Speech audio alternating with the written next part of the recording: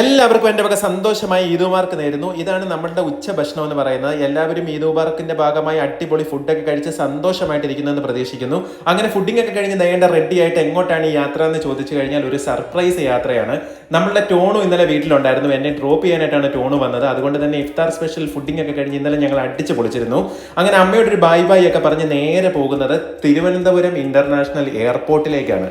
അതെ ഗൈസ്, എൻ്റെ ഒരുപാട് നാളത്തെ ഒരു ആഗ്രഹമായിരുന്നു ഇതേപോലത്തെ ഒരു അടിപൊളി ട്രിപ്പ് പോകണമെന്ന്.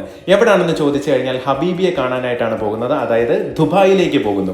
അങ്ങനെ നമ്മുടെ ഫോർമാലിറ്റീസ് ഒക്കെ കഴിഞ്ഞിട്ട് ഗേറ്റ് പാസും ഒക്കെ വാങ്ങിച്ച് അങ്ങനെ നമ്മുടെ ലഗേജും ഒക്കെ കയറ്റി വിട്ടതിന് ശേഷം എനിക്ക് വേണ്ടി വെയിറ്റ് ചെയ്യുന്ന ഇൻഡിഗോ ഫ്ലൈറ്റിന്റെ അടുത്തേക്ക് പോവാണ്. രാത്രിയിൽ 1:30 ഫ്ലൈറ്റ്. അതുകൊണ്ട് തന്നെ ഒരു ചെറിയ മയക്കമൊക്കെ കഴിഞ്ഞപ്പോഴേക്കും ഷാർജ ഇന്റർനാഷണൽ എയർപോർട്ടിലേക്ക് എത്തി. അവിടെ ചെന്നിട്ട് എൻ്റെ ലഗേജും ഒക്കെ പിക്ക് ചെയ്തിട്ട് നമുക്ക് വേണ്ടി വെയിറ്റ് ചെയ്തിരിക്കുന്ന നമ്മുടെ സുബിനെ കണ്ടോ ഹായ് ഒക്കെ പറഞ്ഞിട്ട് നമ്മുടെ ലഗേജും കൊണ്ട് നേരെ ഒരു ടാക്സിയിൽ കയറിപ്പോയി. അപ്പോൾ ബൈ ബൈ.